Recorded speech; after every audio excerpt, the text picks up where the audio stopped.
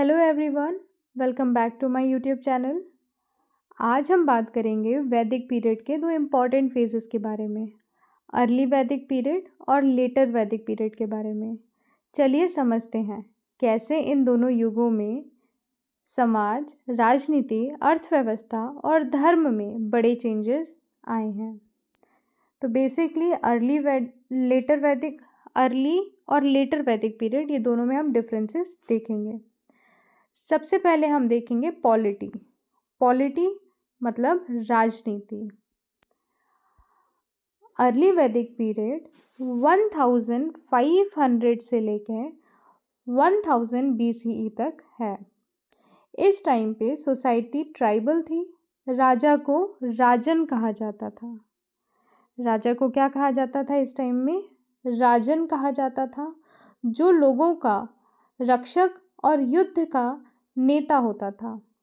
उनके पास पुरोहित मतलब पृष्ठ और सेनानी मतलब कमांडर जैसे ऑफिसर होते थे। दो इम्पॉर्टेंट असेंबली भी होती थी, है ना, जैसे सभा और समिति। सभा जो थी वो बेसिकली बुद्धिजीवी लोगों की मीटिंग होती थी वहाँ पर, और समिति में जनता की असेंबली होती थी। किंग लोगों की मर्जी से चुना जाता था, मतलब कि इस टाइम में क्या देखा जाता था? डेमोक्रेसी। इस टाइम में क्या देखा गया? डेमोक्रेसी। क्यों? क्योंकि जो किंग है वो किसकी मर्जी से चुना जाता था? लोगों की मर्जी से चुना जाता था। ये था लेटर वैदिक पीरियड में। अब हम देखेंगे पॉलिटी कैसी थी ये था अर्ली वैदिक पीरियड में। अब हम देखेंगे पॉलिटी लेटर वैदिक पीरियड में कैसी थी। तो लेटर वैदिक पीरियड का टाइम 1000 से लेके 600 BCE तक का होता है। अब किंग की पावर बढ़ गई थी एज कंपेयर टू अर्ली वैदिक पीरियड। यहाँ पे जो किंग है उसकी पावर बढ़ गई थी। राजा जो था वो हेरिडेटरी बन गए थे, मतलब बेटा ही अगला राजा बनेगा। इससे पहले क्या हो रहा था? हमने यहाँ पे डेमोक्रेसी देखी थी कि लोग जो हैं वो अपने हिसाब से राजा चूज करेंगे, बट यहाँ पे अब राजा रहेगा, राजा का बेटा ही राजा बनेगा, फिर उसका बेटा राजा बनेगा। ये वाला सिस्टम आ गया था।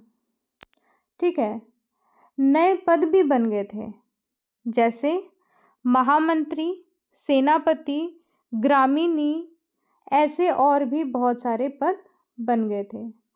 सभा और समिति की इम्पोर्टेंस यहाँ पे कम हो गई थी। यहाँ पे राजा का पावर बढ़ गया था, सभा समिति की इम्पोर्टेंस कम हो गई थी, और राष्ट्र का कंसेप्ट यहाँ पे डेवलप हुआ था। क्लियर है? दोनों में समझ आ गया क्या क्या चेंजेस आए थे? यहाँ पे डेमोक्रेसी देखी गई थी, यहाँ पे हेरिडेटरी सिस्टम देखा गया, है ना, और यहाँ पे राष्ट्र का भी कंसेप्ट जो है वो देखा गया था। चलिए अब हम सोसाइटी की बात करेंगे, है ना। तो सोसाइटी मतलब समाज, इस टाइम का सोसाइटी कैसा था? तो अर्ली वैदिक पीरियड में सोसाइटी कैसी थी? पेट्रियार्कल सोसाइटी थी। इस टाइम पेट्रियार्कल सोसाइटी थी, पर वुमेन को हाई रिस्पेक्ट मिलती थी। वो लोग सभा समिति में जा सकती थी, वेद पढ़ सकती थी और यज्ञ में भी भाग ले सकती थी। वर्ण सिस्टम था पर बर्थ से नहीं था, वो कर्म मतलब वर्क के बेस्ड पे था।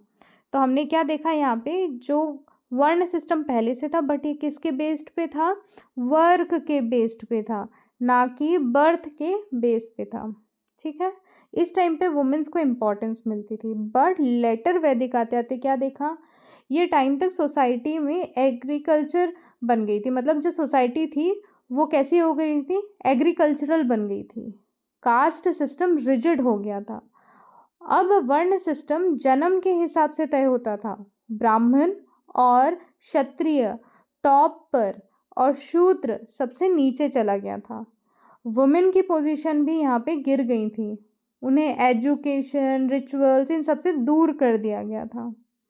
समझ आया कितना डिफरेंस आ गया था दोनों में? अब हम देखेंगे इकोनॉमी मतलब अर्थव्यवस्था। अर्ली वैदिक पीरियड में कैटल ही मेन वेल्थ थी। जो कैटल थी यही इस टाइम में मेन वेल्थ हुआ करती थी। इकोनॉमी कैसी थी इस टाइम में? पास्टोरल थी।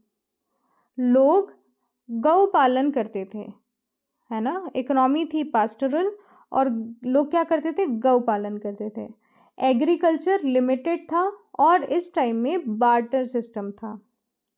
इस टाइम में क्या था, बार्टर सिस्टम था। लेटर वैदिक आते आते क्या देखा गया, आयरन टूल्स के यूज से एग्रीकल्चर और बढ़ गया था। प्राइवेट लैंड ओनरशिप आ गई थी। ट्रेड और क्राफ्ट डेवलप हुए थे, ट्रेड और क्राफ्ट डेवलप हुए और कॉइन जैसे निष्का और सतामना यूज़ होने लगे थे, जैसे निष्का और सतामना। मतलब इस टाइम बार्टर सिस्टम नहीं, इस टाइम में क्या डेवलप हुआ थे, कॉइन डेवलप हो चुके थे, जैसे निष्का और सतामना यूज़ होने लगे थे।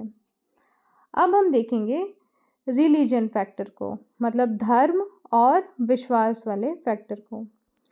तो अर्ली वैदिक पीरियड में नेचर वर्शिप प्रमुख था।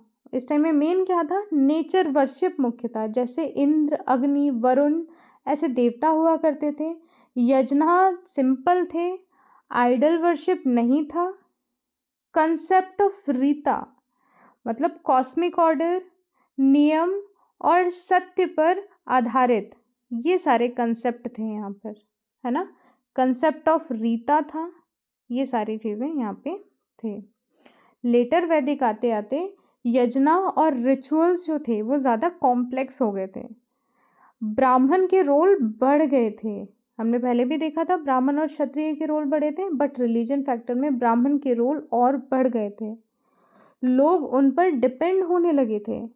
नए देवता प्रमुख बने, है ना। प्रजापति, नए नए देवता आए। पहले तो हमारे नेचर वर्शिप था, बट इस टाइम क्या हुआ, नए नए देवता आए, वो प्रमुख बने। जैसे प्रजापति मतलब क्रिएटर, विष्णु प्रोटेक्टर, रुद्र या शिवा मतलब डिस्ट्रॉयर, और भी अब आई फिलोसफिकल सोच, मतलब और भी नई नई फिलोसफिकल सोच यहाँ पे आई थी। जैसे कर्मा, रीबर्थ, मोक्ष, ये सब कंसेप्ट आ गए थे। पहले अर्ली वैदिक टाइम में ये सब कंसेप्ट नहीं थे, बट इस टाइम में मोक्ष, रीबर्थ ये सब डेवलप्ड हो गए थे लेटर वैदिक में। क्लियर है। तो अगर हम कंक्लूजन देखें तो अर्ली वैदिक पीरियड एक सिंपल और नेचुरल फेज था, जहाँ डेमोक्रेसी, इक्वलिटी, सिंप्लिसिटी थी। पर जैसे टाइम आगे बढ़ा, लेटर वैदिक में सोसाइटी स्ट्रक्चर्ड और रिचुअलिस्टिक होती गई। इसे डेवलपमेंट ने आगे इसको डेवलपमेंट ने आगे चलकर इंडियन सिविलाइजेशन की फाउंडेशन रखी। तो आई होप दोनों में आपको क्लियर डिफरेंस पता चल गया होगा कि जहाँ पे आपकी अर्ली वैदिक जो थी वो कैसी थी, सिंपल साधारण सी एक सोसाइटी थी। लेटर में काफ़ी ज़्यादा चेंजेस आए थे, है ना। यहाँ पे वर्ण सिस्टम जो था वो बर्थ के बेसिस पे नहीं, वर्क के बेसिस पे था, और यहाँ पर आते आते जो वर्ण सिस्टम था वो बर्थ के बेसिस पे हो गया था। इस टाइम पर क्या हो गया था, लेटर वैदिक में जो ब्राह्मण थे, क्षत्रिय थे, उनकी वैल्यू बढ़ गई थी। और अर्ली वैदिक पीरियड में एक और चीज़ था, जो वर्शिप था वो नेचर का वर्शिप था, है ना। इस टाइम तक आते आते नेचर के वर्शिप के साथ और भी नए नए गॉड ऐड होने लगे थे। साथ में सभी लोग ब्राह्मण्स के ऊपर डिपेंड होने लगे थे। अर्ली वैदिक में डेमोक्रेसी देखा गया है, राजा को लोग चूज करते थे। लेटर वैदिक में डेमोक्रेसी नहीं देखा गया है ना। यहाँ पे क्या देखा गया, बेटा, उसका बेटा, राजा का बेटा राजा, राजा का बेटा राजा, ये वाला कंसेप्ट यहाँ पे देखा गया है।